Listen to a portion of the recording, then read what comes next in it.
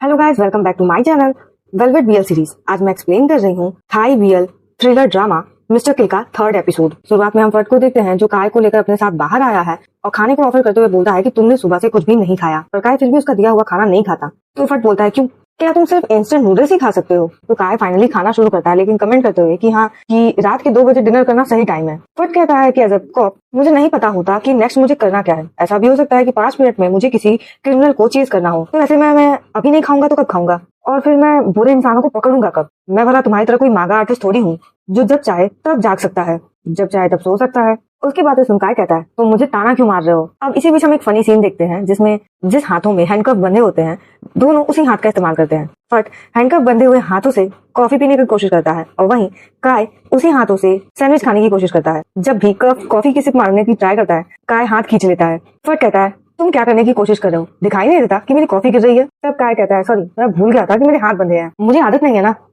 ऐसे में फट उसी को घूर रहा होता है। शायद वो उसे क्यूट समझ रहा होगा या फिर वो उसे फूल समझ रहा होगा।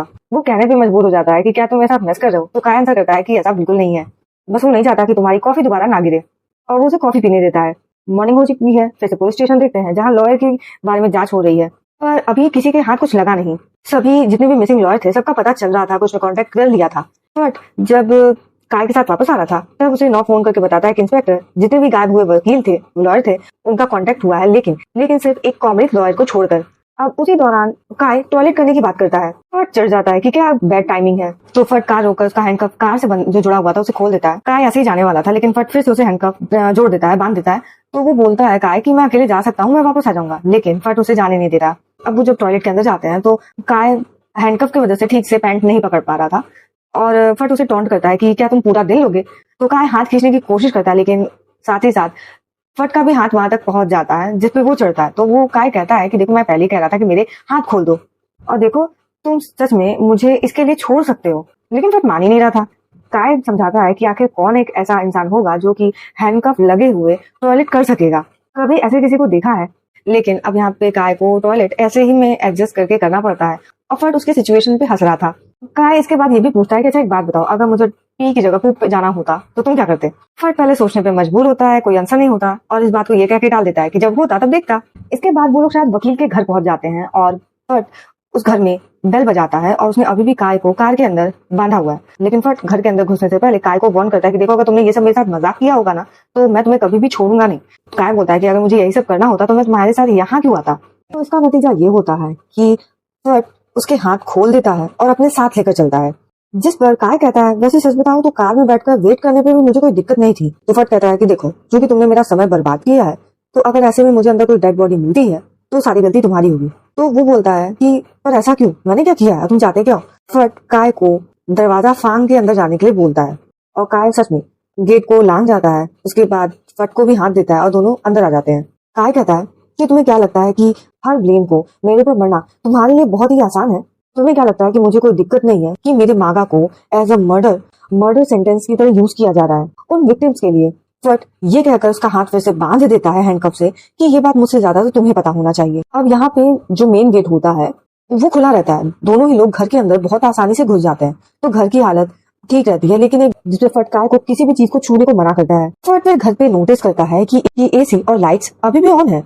ऐसे दिन में कोई इसे कैसे खुला छोड़ सकता है? काय कहता है ये तो तुम बहुत अच्छे से जानते होगे कि अमीर लोगों को पैसे देने में कोई दिक्कत नहीं होती, वो भी अपने कंफर्ट के लिए। उन्हें एक्स्ट्रा इलेक्ट्रिसिटी बिल देने में कोई दिक्कत नहीं है। घर को चेक करते हुए वो सब किचन में आते हैं। डाइनिंग टेबल पर आधा खाया हुआ खाना पड़ा रहता है जिस पर फंगस लग चुकी है और खाना कब का सड़ चुका होता है। काय कहता है ये खाना बहुत टाइम के पहले का खाया हुआ है और सेक्रेटरी ने फ्राइडे से कोई कांटेक्ट नहीं किया, मतलब वो 3 दिनों से गायब है। फट कहता है एक लॉयर इतने बड़े घर में अकेले रहता है, अगर वो गायब भी हो जाए 3 दिनों से तो कौन ही शक करेगा? उसी वक्त काय फिर से मागा को और रियल विक्टिम्स के मर्डर के डॉट्स को फिर से कनेक्ट करने लगता है कि क्या हो कि मर्डरर सिर्फ विक्टिम के लाशों को मेरे मागा स्टाइल में मारने का ही इरादा ना रखता हो और हमको जरूरी भूल रहे हैं। मागा में जो लोकेशन दिखाए गए हैं सेम उसी लोकेशन पे नहीं बल्कि उसके जैसे मिलते जुलते दिखने वाले लोकेशन पे मर्डर हो सकता है। जैसे कि पहला मर्डर हुआ एक अबेंडेड वेयर हाउस में, दूसरा मर्डर हुआ एक खाली खुले मैदान में। अब चूंकि नेक्रोस का जो 14th चैप्टर है वो एक फेमस लॉयर को लेकर है, फट का भी दिमाग यहाँ पे रन करने लगता है। बोलता है कि मैं समझ गया कि चैप्टर 14 में मर्डर विक्टिम को किस प्लेस पर लेके गया होगा, और काय भी बताता है कि हाँ क्राइम सीन एक घाट के किनारे का वेयर हाउस होगा। दोनों वापस कार में भागते हैं और ऑफर नॉब को मैसेज करता है कि पियर के घर के पास घाट होगा और उसके पास के जो वेयर हाउस है उसकी लोकेशन मुझे सेंड करो। उनमें से एक को मैं खुद चेक करूंगा और बाकी के जगह पे पुलिस ऑफिसर्स को भेज दो। तो फट हार्ड एंड फास्ट ड्राइविंग करके ऐसे वेयर हाउस में पहुंच जाता है। दोनों सुनते हैं और अंदर आते हैं। वेयर हाउस के एक वॉल पे 14th लिखा हुआ था, मतलब दोनों राइट वेयर हाउस में आए हैं। और भी अंदर जाने पर उन्हें एक डेड बॉडी लटकी हुई मिलती है जिसके होठों को सच में सिल दिया गया था और उसके बॉडी से खून टपक कर नीचे पानी में गिर रहा था। उस सीन को देखकर काय को फिर से पैनिक अटैक आते हैं। ऐसे में फट उसे संभालता है। थोड़ी देर में बाकी सब टीममेट भी आ जाते हैं। लोकेशन को ट्रेस किया जाता है। बाकी के जो भी फॉर्मेलिटीज है वो की जाती हैं। इस विक्टिम के डेड बॉडी पे भी सेम ही रिचुअल और कल्ट वाला जो साइन था वो बना हुआ था जो कि बाकी के डेड बॉडी पे पाया गया सेम। बस फर्क है कि इसकी मौत कुछ घंटे पहले ही हुई है और इसका खून अभी भी क्लॉट नहीं हुआ। मर्डर इस जगह से अभी ज्यादा दूर नहीं गया होगा। काय को देखते हैं जो कि अभी भी उसी जोन में फंसा हुआ है, डरा सहमा है। और वही नॉब पूछता है फट से कि इसका क्या करना है, क्या ये अभी भी सस्पेक्ट है? तो फट बोलता है कि नहीं, क्योंकि ये पूरे टाइम मेरे साथ ही था। और वो काय के लिए पानी लेकर जाता है और पूछता है कि तुम क्या सोच रहे हो। जिसमें पानी पीने के बाद काय बोलता है कि वो कब घर जाएगा और ये सब कब ठीक होगा। फट बोलता है कि सब कुछ हो ही गया है, मैं तुम्हें खुद घर तक छोड़ देता हूँ। और फिर वो काय से माफी मांगता है जो भी उसने कॉमरेड के घर में उससे कहा था उसके लिए। और काय कहता है कि तुमने सही कहा था, मैंने ही उन पैनल्स को ड्रॉ किया। ये मेथड्स वहीं से आए, अबेंडेंड हाउस, एम्प्टी फील्ड। क्योंकि मैंने ये सब ड्रॉ किया, वो इतना ज्यादा इन सब चीजों को सोच रहा था कि वो वोमिट कर बैठता है। पर उसे हैंडल करता है, संभालता है और कहता है कि काय तुमने किसी की जान नहीं ली, बल्कि वो एक मर्डर है जो कि तुम्हारे काम की नकल कर रहा है। तुमने कुछ नहीं किया है, जो हुआ उसमें तुम्हारी कोई गलती नहीं। लेकिन अगर तुम्हारा गिल्ट इन सब की रिस्पॉन्सिबिलिटी लेने की जिद कर रहा है तो मेरे साथ काम करो। अब से तुम सस्पेक्ट नहीं हो, बल्कि तुम मेरे नेक्रोस इन्वेस्टिगेशन टीम की एक स्पेशल कंसल्टेंट हो, जो कि तुम ही इकलौते एक ऐसे इंसान हो जो जानता है कि अगला मर्डर कब होगा, जिससे तुम्हारा गिल्ट गायब हो सके। अगर इसे तुम्हारा गिल्ट गायब हो सके तो मेरे साथ काम करो, हम उसे मिलकर पकड़ेंगे। और काय इस पे हाँ में नोट करता है, वो एग्री हो जाता है। इसके बाद फट खुद काय को उसके घर जाकर छोड़ता है। तो काय अपने घर चला जाता है बाय कहकर और फट भी चला जाता है, लेकिन उसके बाद ही तुरंत लेकिन काय घर के अंदर नहीं जाता, बल्कि वो सिर्फ फट के चले जाने का वेट कर रहा था और बचकर वो कहीं और ही जाता है और चेक करता रहता है कि उसको कोई फॉलो तो नहीं कर रहा है। और वो एक बहुत ही पुराने और बंजर टाइप घर में जाता है जहाँ पे उसे एक लेडी मिलती है जो कि एक नर्स है। इनका नाम आंटी श्री होता है।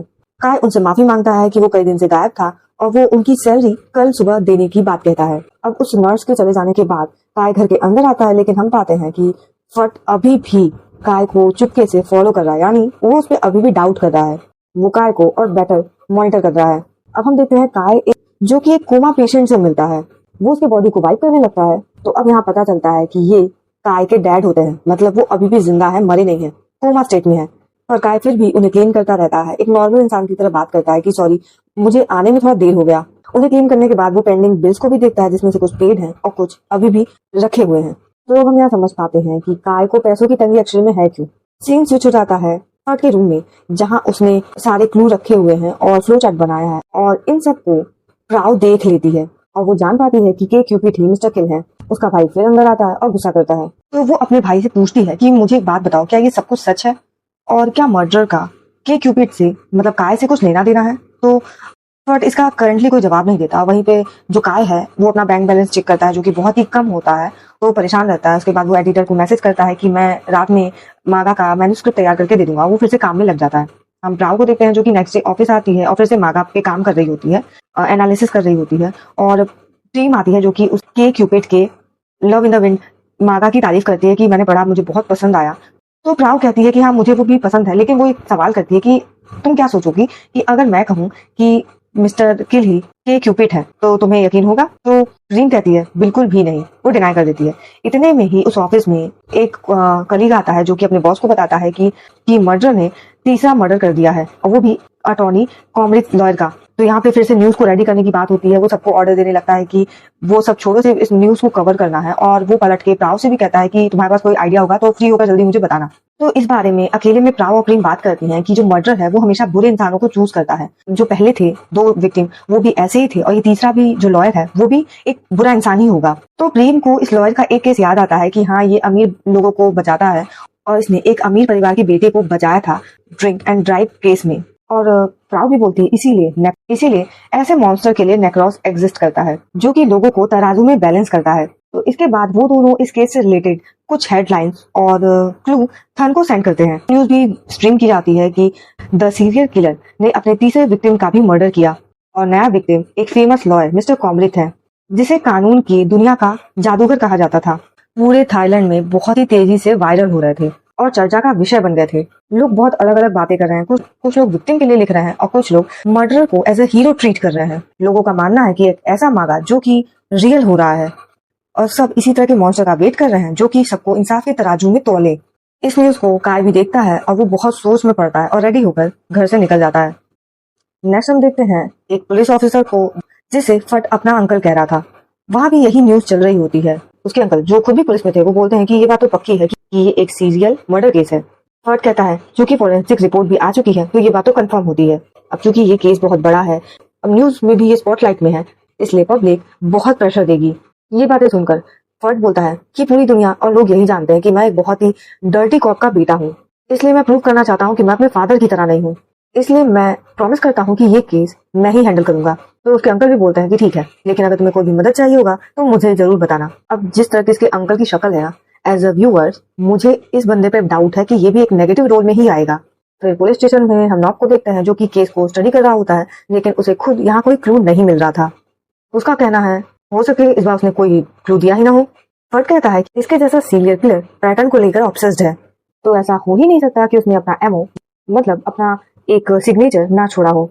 तभी वहां एक दूसरा पुलिस ऑफिसर आता है जो कि कहता है कि उस पेन को जो कि वकील के चेस्ट में घोपा गया था वो फॉरेंसिक से वापस आ गया है। कि जो पेन है ये लॉयर कॉमरिथ का नहीं है, इस पे कोई फिंगरप्रिंट भी नहीं है। अब तभी वहां काय आ जाता है। बट उसे रिपोर्ट दिखाता है और पूछता है कि क्या तुम्हें यहाँ कोई मैसेज दिख रहा है। काय पेन की अच्छे से फोटो दिखता है, उस पर कुछ लिखा हुआ था। काय कहता है ऐसा लग रहा है कि ये भी किसी विक्टिम के बारे में है, पर कौन सा पर मुझे याद नहीं आ रहा है। इसके बाद काय नेक्रोस के सभी चैप्टर्स को देखता है, सभी पैनल को देखता है और काय को यहाँ पर एक क्लू मिल जाता है नेक्रोस के चैप्टर 18 से, जिसमें विक्टिम एक डर्टी पॉलिटिशियन है, वो टू फेस्ड मैन है। विक्टिम ने मागा में बहुत बार कुछ लाइंस बोली हैं जिसमें लिखा है कि enemy give us strength and friends give us courage, लेकिन 18th चैप्टर में बहुत सारे पेजेस जो थे मागा के वो डिस्ट्रॉय हो चुके थे, रिकवर नहीं हो पाए। तो फट कहता है कि क्या तुम्हें इस चैप्टर का खुद कुछ याद है। तो काय कहता है मुझे मागा को फिर से शुरुआत से पढ़ना पड़ेगा, शायद मुझे याद आ जाए। तभी सब जितने भी पॉलिटिशियन है करप्ट उनकी लिस्ट निकाली जाती है, जिसमें सबसे पहले एक एमपी नाम के पॉलिटिशियन का नाम आता है और नाम बताता है कि ये फर्स्ट है, इसके बहुत सारे दुश्मन हैं। अब हम उस एमपी जो पॉलिटिशियन उसके एक इंटरव्यू को भी देखते हैं जिसमें उसने उस मागा के कैरेक्टर मतलब कि विक्टिम के से मिलता जुलता एक डायलॉग बोला है कि जो भी मेरे दुश्मन है वो मुझे स्ट्रेंथ देते हैं और जितने भी रियल फ्रेंड है वो मुझे करेज करते हैं। तो यहाँ पे सब गेस करते हैं कि इसका जो क्रिमिनल रिकॉर्ड है वो भी बहुत स्ट्रांग है। इसके ऊपर बहुत सारे एलिगेशन है जैसे drug mafia, human trafficking, money laundering etcetera, मतलब 10 से भी ज्यादा। तो नॉब बताता है कि हाँ ऐसे बहुत सारे केसेस आए हैं, लेकिन ये उन सब से बच निकला, केस ड्रॉप हो गया। ये इसलिए बच जाता है क्योंकि इसने अपना साधुओं वाला इमेज बनाया हुआ है। तो हमें दिखाया जाता है कि वो बहुत ज्यादा बुद्धिस्ट टाइप का है, लोगों को डोनेशन देता है, बच्चों के लिए ट्रस्ट चलाता है, चैरिटी करता है। और उसके बारे में सुनकर काय भी कहता है कि मेरे ख्याल से ये नेक्रोस के चैप्टर 18 के लिए परफेक्ट विक्टिम है। तो यहाँ नॉब उस पॉलिटिशियन की रिसेंट पोस्ट के बारे में पढ़ता है जहाँ पे वो एक टेंपल में साधना के लिए गया हुआ है और इसकी फुटेज भी दिखाई जाती है। तो पहले तो फट बोलता है कि सबसे पहले उसे कांटेक्ट करो और बताओ। तो नेक्स्ट में हमें दिखाया जाता है कि सच में उस पॉलिटिशियन को ये सब बताया जाता है, लेकिन वो कहता है कि देखो मैं पहले से परेशान हूँ, मुझे ज्यादा परेशान मत करो, मैं और मुझे उस स्टूपिड कार्टून में इन्वॉल्व मत करो। और एक बात, और अगर मेरा नाम मीडिया में आया तो मैं पूरे पुलिस डिपार्टमेंट पर केस कर दूंगा। फोन कट जाने के बाद हम देखते हैं वो शराब पी रहा है, यानी कि पब्लिकली तो उसने पोस्ट किया है कि वो साधना कर रहा है टेंपल के अंदर, लेकिन ये सिर्फ दिखावे की चीज है, अंदर वो वही सारे गंदे काम ही कर रहा होता है। उसका सेक्रेटरी भी उसको समझाने की कोशिश करता है कि उसने सुना है कि जो कि मर्डर ऑलरेडी 3 लोगों को मार चुका है जिनकी प्रोफाइल बहुत ही हाई है। तब वो पॉलिटिशियन अपने ही सेक्रेटरी को जोरों से चिल्लाता है कि अगर तुमने सुना है तो तुम सिक्योरिटी क्यों नहीं बढ़ाते, और वो उसे चिल्लाकर भगा देता है। तो हमें नेक्स्ट में दिखाया जाता है कि पुलिस वाले उस टेंपल के आसपास सिक्योरिटी के लिए रहते हैं और फट और काय वैन के अंदर रहते हैं। फट पहले काय से कहता है कि क्या तुम्हें कल काम पर नहीं जाना, तो काय आंसर करता है कि जाना तो नहीं है, लेकिन वो रात भर यहाँ रहने वाला भी नहीं है। इसके बाद बातों बातों में फट उससे पूछता है कि मुझे तुमसे पूछना था कि तुमने नेक्रोस मागा क्यों लिखा। पहले तो काय इस सवाल को रिफ्यूज करने की बात करता है, लेकिन फिर वो सोचता है बता ही दो। वो अपनी दर्द भरी कहानी सुनाना शुरू करता है कि उसने नेक्रोस को इसलिए लिखा था क्योंकि वो अपनी लाइफ को बताना चाहता था, बयां करना चाहता था, क्योंकि उसका पूरा परिवार बर्बाद हो गया। उसके डैड को एक जबरदस्ती थाई इन्वेस्टमेंट केस में फंसाया गया, जबरदस्ती इल्जाम दिलवाया गया। वो सालों तक जस्टिस के लिए भटकते रहे, लेकिन किसी ने भी मदद नहीं की। उन्होंने कानून का भी सहारा लेना चाहा, लेकिन वो फेल हो गए। आखिर में उनके ऊपर बहुत ही ज्यादा कर्ज आ गया। बदनामी और कर्ज की वजह से उन्होंने एक रास्ता चुना। वो बहुत परेशान थे, बिना मदद के थे, इसलिए उन्होंने खुद को मार डाला।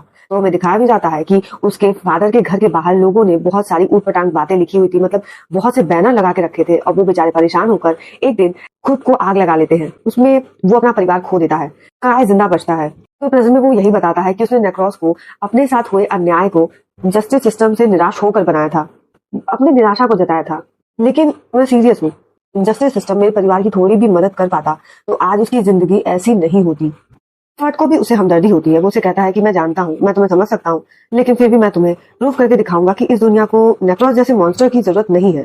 फट वैन से बाहर ही नजर रख रहा था, तभी उसे टेम्पल की दीवारों से कोई चढ़ता हुआ दिखाई देता है। वो तुरंत अपनी टीम को अलर्ट करता है और पीछे चला जाता है, और काय भी उसको फॉलो करता है। और ये एपिसोड ही यहाँ पर एंड हो जाता है।